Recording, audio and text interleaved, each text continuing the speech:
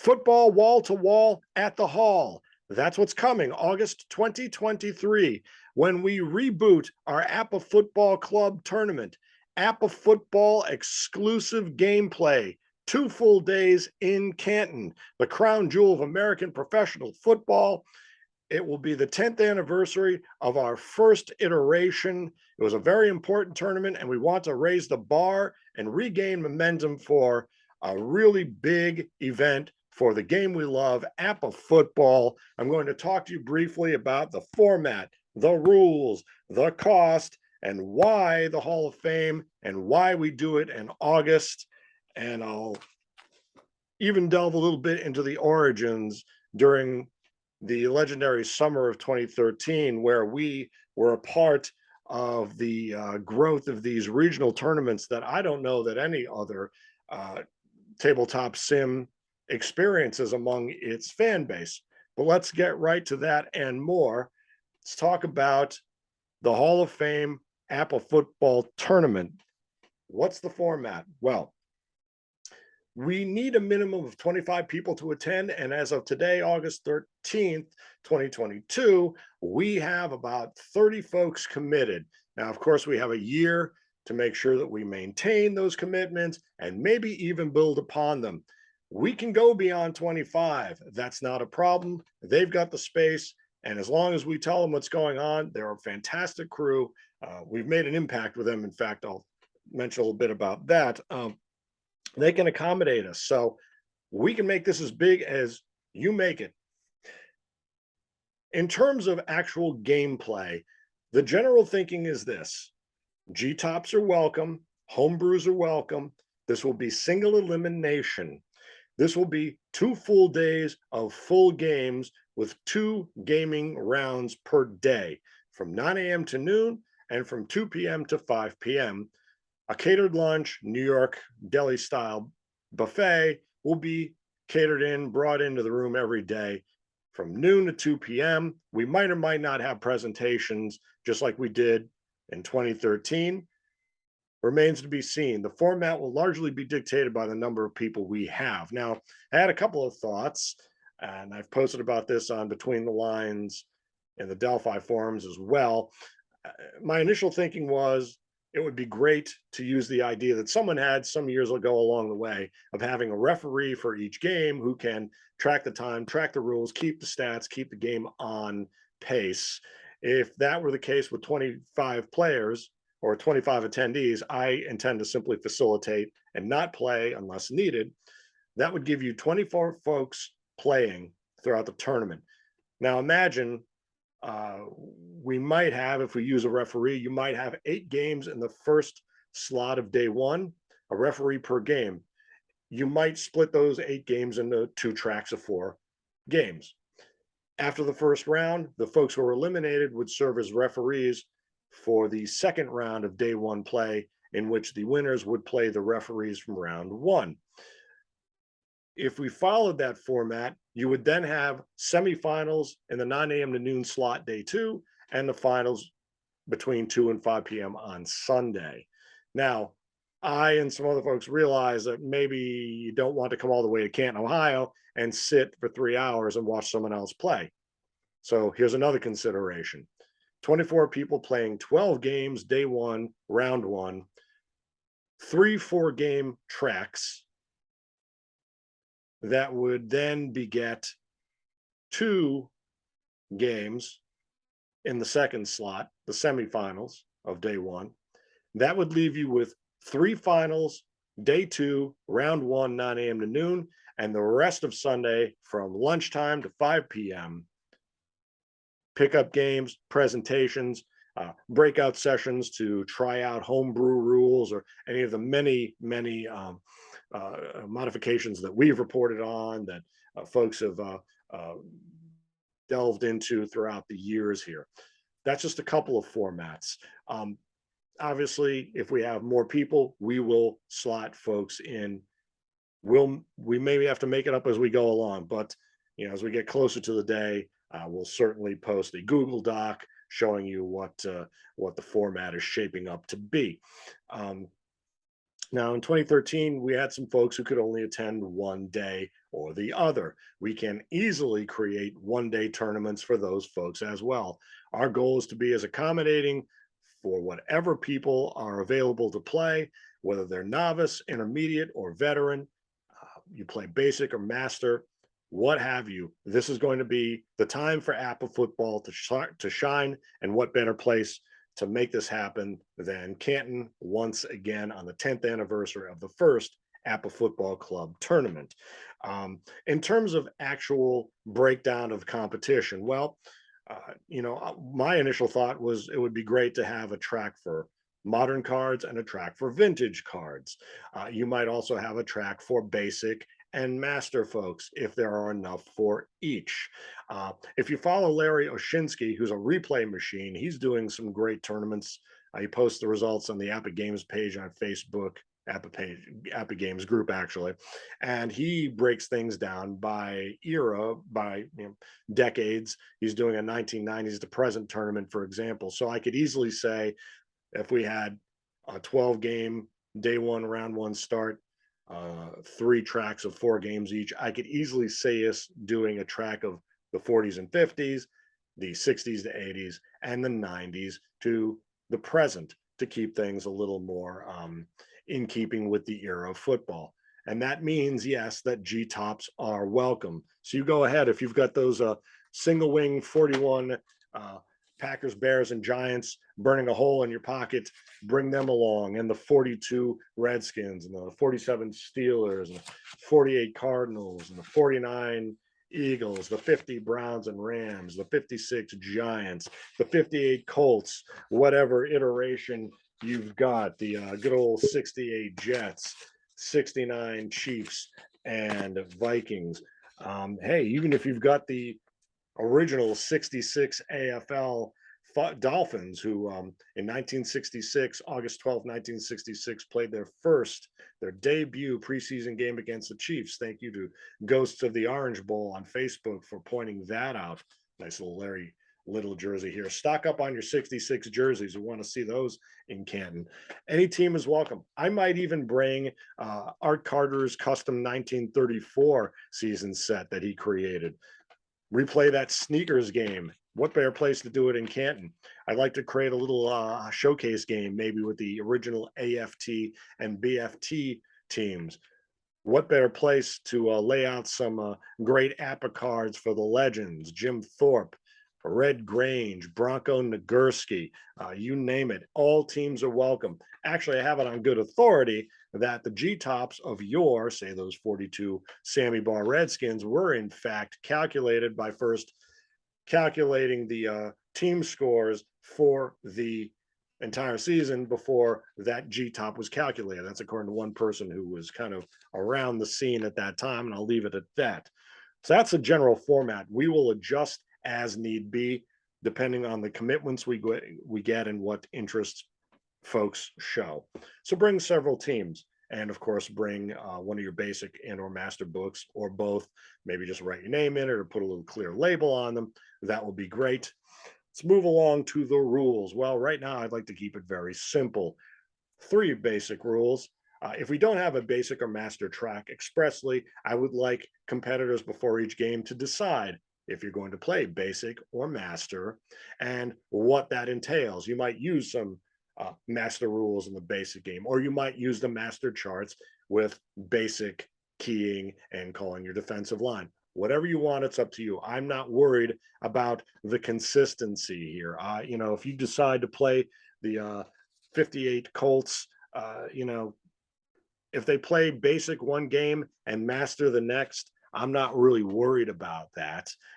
It's actually, I think, interesting to have that kind of data set for us to peruse and parse after the fact. And I'd like to build a good data for base for APBA football going forward. And don't forget those 62 Packers. They fell down here on me. I want to see those 62 Packers in whatever iteration you got, the original season set or one of the G tops, you name it, or the currently calculated version, doesn't matter to me. So rule number 1 is you decide basic or master, and just make sure that you note it on your score sheet. Make sure that you have it, you're agreed and you're clear on the rules, maybe one person introduces a rule the other person might not be so aware of, Phil Malloy's timing rules, for instance, and you can then coach that person through it. If you're both amenable, we want it to be nice, clean, easy competition, no stress, no fuss, no muss. Rule number 2 is going to be injuries, and this came up in the 2013 tournament. Injuries will only last for the remainder of an individual game. So if you have a J4, you can roll on the 2 to 12 chart, and you can treat that 2 or 12 as a J0, meaning that person only sits out for a play, and the J1s, J2s, J3s will retain their meaning of being out for the player being out for the rest of the quarter, the half, or the game. It's interesting in 2013, in a finals that you couldn't have scripted any better, Greg Wells and his 84 Niners squared off against Greg Barrett and his 99 Rams, and Kurt Warner went down toward the end of that nail biter of a finale that the 84 Niners prevailed in. So, injuries do matter and they will count. Now, if we do have multiple tracks and a group of folks in track A want to decide that the injuries will indeed carry over outside an individual game, and you want to roll for that J4 and let a person be out for a game or two, that's up to you. Again, I don't want this to be I want this to be as wide open and as experimental as long as we all agree on it and we're clear on it. My goal, I think, is going to be simply to document. I'd like to do some live broadcast. In terms of format, going back a step, I'd really like to have an online component, and I might ask folks to make a nominal donation to the cause, but I might have some online access for the competition or presentations or both. People can certainly present from outside. If you're interested, shoot me a note at APBA Football Club Original at gmail.com, or shoot us a note in the comments here. Rule number 3, overtime, sudden death overtime. Forget the current NFL rules. You score first, you win. Okay. We want to try to keep things going quicker. Certainly if we get into one of those double OT situations like the Chiefs and Dolphins, or the Chargers and Dolphins, why is it always the Dolphins? We want to keep these games moving. We do have a 3-hour window, and experienced players can get the game done in 1.5 to 2 hours. There's going to be a lot of banter. I'll tell you about my experience at the first tournament. Bit of a whirlwind. It really goes fast when you're playing head to head, especially if you've never played before. It's just kind of it can be a little, not overwhelming, but it's a lot to take in, which might be the definition of overwhelming. Well, in any case, them's the 3 rules so far. Like I say, I'll put together a Google Doc and I'll keep folks super apprised, of what teams their preference, they prefer for the tournament, what their skill level is. We'll start dividing people into tracks. So we want to hit the ground running when we get there. And, when we get our gaming done, we want to enjoy it to the fullest. We'll let the games play out, and then have our time to tour the museum, which brings me to why the Hall of Fame and why August.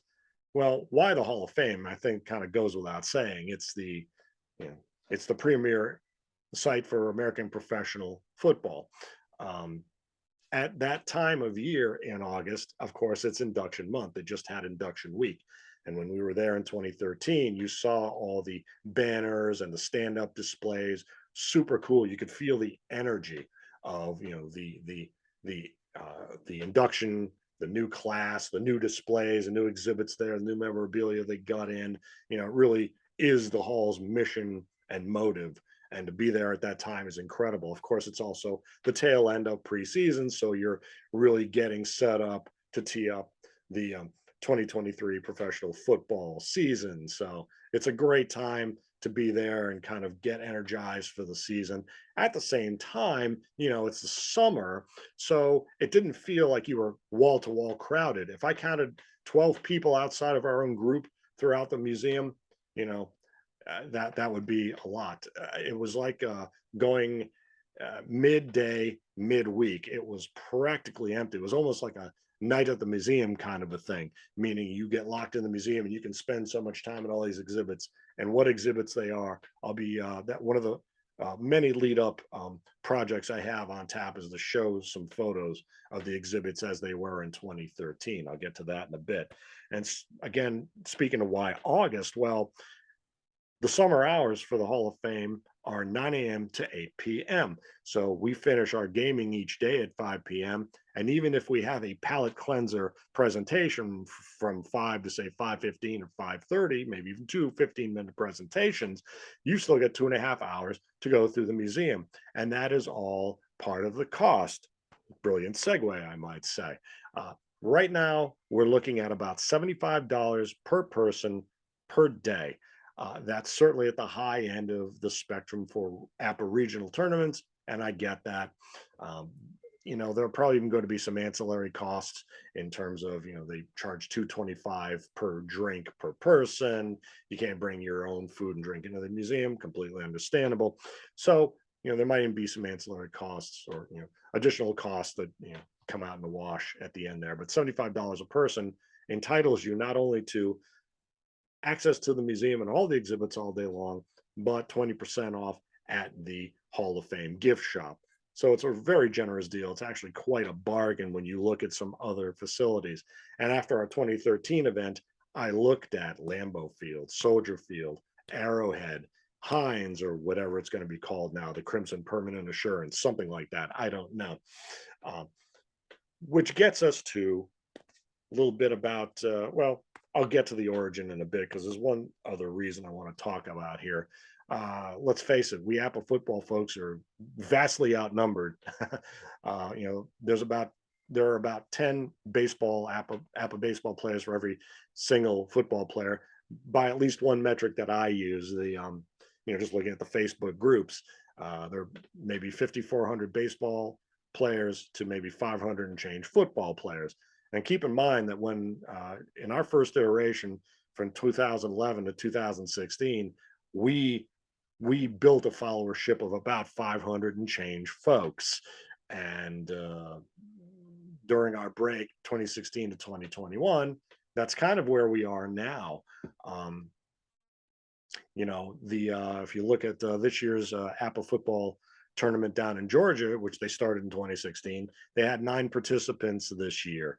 That's what we had each day in 2013. So I think the time is nigh to raise the bar in attendance, raise the bar on impact and visibility for the APBA football community. I know there's a lot of folks returning to the game. Like I say, novice, intermediate, veteran. We want everyone in the room to teach people.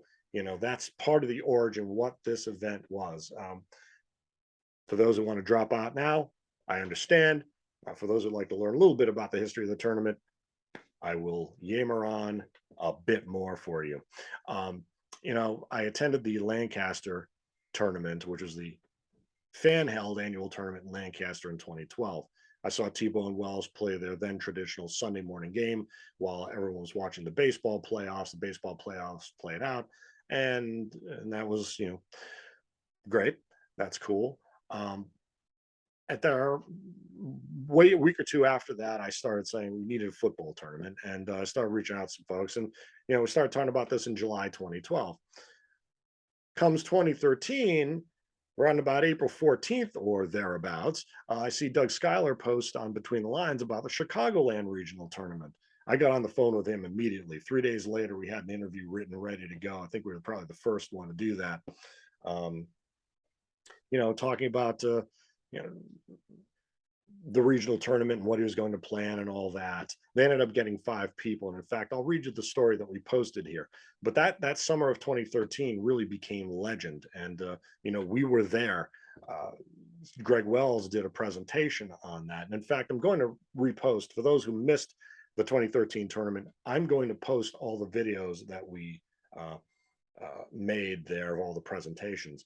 My goal was to make the football tournament kind of hark back to the original APBA tournament in 1973 in Philadelphia. You had hundreds of people attending. You had a football tournament. I was just talking to Roy Langens about how he played the baseball and football tournaments in 73 in Philly.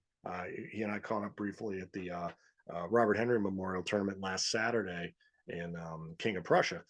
In any case, my goal was to kind of go back to and capture the spirit of those original tournaments of 73 and 75 and 76 up to 98. I mean, I was just talking to Anthony Jacoby, and stay tuned for that interview. Make it a learning a crucible of learning and gameplay, competition and education, and we did that. It's unfortunate we didn't have more people at that iteration, but we do have all the video preserved of Ray Dunlap's presentations, which you might have ended up seeing later in Alpharetta. I talked about creating a tournament that outlives you. He talked about his matchup system. Greg Barrett talked solitaire football, refining it. Greg Wells talked that summer 2013. John Cochran not only talked about Canton because he's got some ties to the city, but he also gave us a soccer demo. Again, I want this to be as inclusive and educational as possible. The soccer game had just come out. I believe he was one of the testers, and he did a great demo for us. So, while you've also got Jack Dolan's soccer tutorials, and of course, Jack runs the soccer tournament for the official APBA convention. We'll re-add John Cochran's demonstration of the soccer game and kind of the theories behind it and all that good stuff. And probably the most important presentation that I'll repost is the one in which Jerry Zajac and Steve Bigfoot Meyersberg of the National Card Football League demonstrated their Skype method of play for football. This is 7 years before the pandemic. These guys are legends. They're all Hall of Famers for that innovation alone. I would like to think that folks picked up on that. Certainly with the pandemic and the onset of Zoom, which I'm recording on now, it's become a lot more commonplace, but these guys did it first. And Skype, I think, is still a better platform because you've got the chat line right there. I mean, you can do any video app is essentially video and chat. The Skype setup at the time, at least, and I'll check into the latest version here, but you've got a line that you simply type in your offense, defense types in its defense, you hit 1, 2, 3, say 1, 2, 3, go, hit enter, and your play calls come up simultaneously. It is genius. They made it work. And hopefully, like I said, we can have an online component again this year with actual competition or presenters, things of that nature. So, going back to that summer of 2013, that's the kind of thing that we want to maintain the momentum of. Obviously, you saw our interview with Jack Dolan. He's doing his Greenville, South Carolina tournament. And he's doing a great thing. He's doing it at the Floor Field, which matches the Fenway specs. They're going to tour the Shows Joe Museum. They're going to then attend the Greenville Drive game, Boston Farm team. We had thought of doing something like that over here at the Yogi Berra Stadium, part of that, 2014, looking for a follow-up kind of a thing. We could still do it for New Jersey. If you New Jersey APBA folks, shoot me a note, APBA Football Club Original at gmail.com. We will put something together here like that. It's very easy to do. That's my last topic. I don't want to skip ahead too much. So, the origin of it was to make a big splash for football. I would love to see us narrow the 10-to-1 gap between baseball and football players to maybe 5-to-1. Maybe we can get 1,000 APBA football followers out there. Maybe we can narrow the gap to 2-to-1. Can we get 2,500 APBA football folks to the 5,000 and change baseball folks? So I generally don't ask people to share content and all that, but in this case, I would love you to get folks interested. If any of your baseball folks have thought about trying a football game, trust me, it's an intense experience. And that's why we did this tournament, to let people play full games, to be in a room with people who know the game. I mean, it was wall-to-wall Hall of Famers, if I may say so, or Hall of Famers to be. It was a little bit intimidating, but like I say, it went so fast that it's just going to be mind-blowing. Okay, so you will not regret it. In terms of if you're on the fence about the tournament, consider this, that it is summer and that you've got the Labor Day weekend coming up right after the tournament. So if you want to make it a family affair, as I post on Between the Lines, you've got the Rock and Roll Hall of Fame in Cleveland, an hour away. You've got the National Museum of the Air Force in Dayton, 3 hours away. You've got the Columbus Zoo. You've got the Cuyahoga Scenic Rail. You've got Gibson's Bakery up in Oberlin. They've been around since 1885, and I can personally attest that their baked goods are out of this world. And maybe we'll sneak a few in, maybe at the hotel or something. We will reserve a block of hotel rooms somewhere. There's several hotels in the area. Everything's very accessible in Canton. So, Anthony Giacobbe mentioned there might be some things that he knows of in the area. We'll put together a great list. So whether you make this treat for daddy's getaway, August 26th and 27th, or you want to bring the family and bring the kids in and show them the game. Maybe we can, kids are free. We're not going to have to. I think we can work that out with the hall, just to make sure we get a pass there. But show them the game, or you make the weekend what you want it to be. But it's going to be a big impact for APBA football. Want to raise the bar. I would love it if we became the most attended regional tournament. If we get 100 folks, I'm going to tear out what hair I don't have for sure, but we will make the tournament work. Counting on everyone to kind of help along with that. I mean, one facilitator, we'll see, we don't have a final guest list by any means here. So, it just remains to be seen what level of knowledge is coming in. And from what I'm seeing, it's already just some of the folks who've expressed interest. There's some monumental football knowledge coming into the room here. So you're not going to want to miss this at all. And by the way, in terms of why August, and I forgot to mention this, back in July 2012, when we were talking about the tournament, that ties into the origin. Some folks had suggested that it would be really great if we did the tournament kind of during or at the peak of the NFL season, say between the conference championships and the Super Bowl. And I get that. Problem is, for me, is the weather. You saw folks having troubles getting in and out of Alpharetta for the official annual convention this year, and that's just with no real inclement weather to speak of that I saw. It's just it's part and parcel of what constitutes today's transit industry, I guess. Adding any potential winter events or blizzard, that's going to be a problem, either getting into Ohio or getting out of, say, New Jersey, something like that. And I can tell you, first time I took my wife to San Francisco, it was early 2005, and tell you how much of a keeper she is. She let me watch the Steelers Jets playoff game. Greg Barrett, sorry about that. But we got snowed in because of the blizzard in Jersey. So we got not stuck in San Francisco. It's a great place to be for an extra day. So that's the kind of weather event I'm looking to avoid. But again, never say never. We never say never here at the APBA Football Club. So, if we build momentum here and folks say, hey, I'm going to see you in December or February, we got to do a winter one. That's it. I'll do it. Done and dusted. I mean, I've got no problem. You just get on the phone with the game and say, sign us up again, please, for another tour of duty. So, these things are easy to start. I would love to see more folks pick up more regional football tournaments. It's interesting. Randy Corrier noted in the most recent APBA weekly newsletter. And by the way, Randy Corrier is a god. He's an absolute god. What he does with the regional tournament newsletters and everything he does with the newsletter is just amazing. And just for the community at large, it's incredible. He noted under a subhead about tournament news in the latest APBA weekly newsletter that since we started following the regional tournaments in 2017, there have been 128 tournaments, 3,126 participants, an average of 21.33 tournaments per year, and an average of 24.42 individuals per tournament. I love the specificity. That's an amazing total of people that are getting out and playing APBA in face-to-face tournaments. I want to hit 100. I'd love to see us hit 100, 200 even. Let's go for broke. Let's show them what APBA football can do here, right? And it's interesting because I'll read you the article I posted, just see how far we've come here. And so on July 2013, I posted an article on our original Facebook page. Headline: The Summer of APBA, Grassroots Tourneys Spread Love of the Game. From Chicago to Central Florida, APBA fans have been quite busy this year, bringing homegrown competitions to their communities.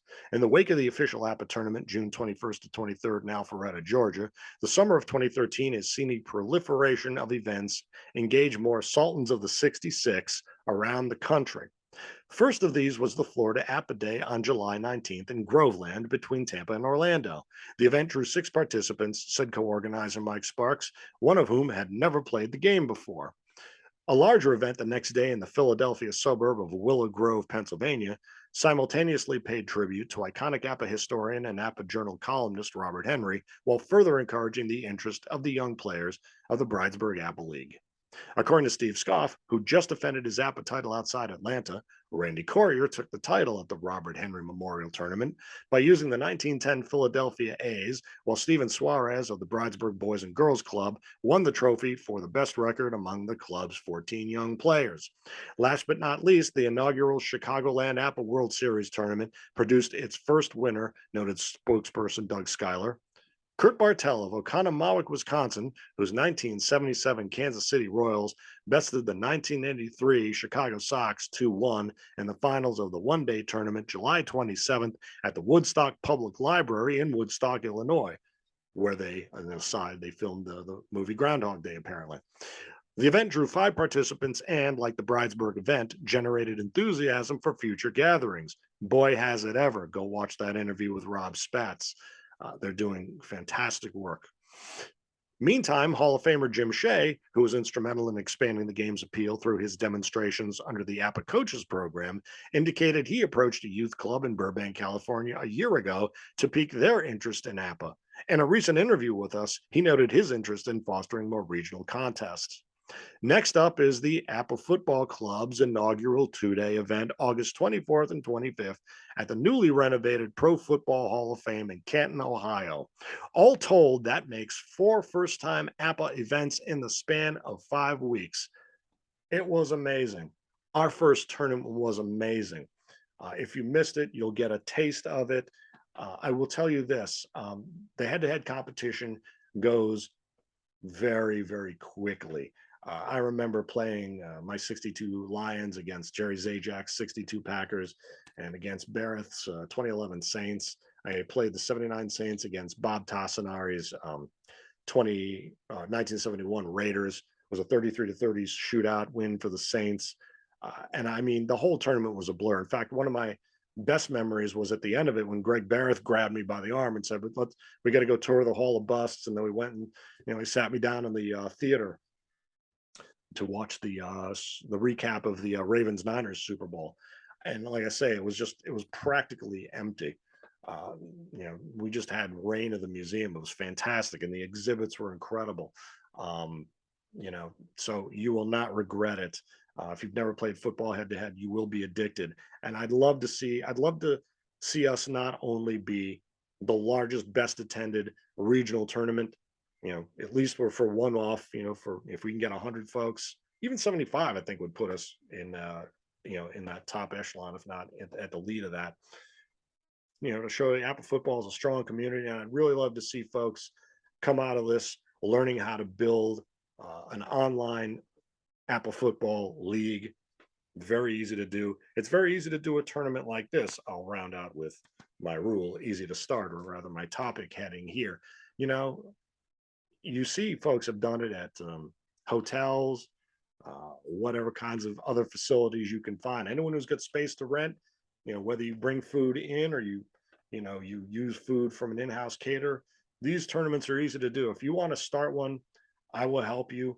Any of the other organizers will help you. I'd really want to help the football community start making its mark with more regional tournaments. And I think Gridiron Games 2023 is a great way to start. And I want to thank you all so much for your early interest in this, for your support for this channel, and for us coming back, and your comments on the videos and your likes and follows. It is fantastic for the APA football community.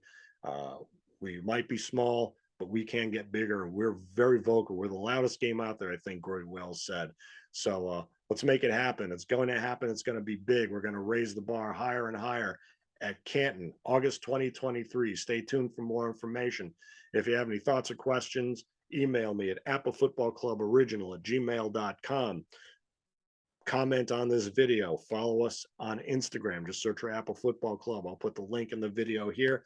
Follow us on Facebook and comment there, or message me there. I can't wait to see you all. This is going to be fantastic. It's going to be something you talk about for years. I guarantee it. Our first tournament had a major impact.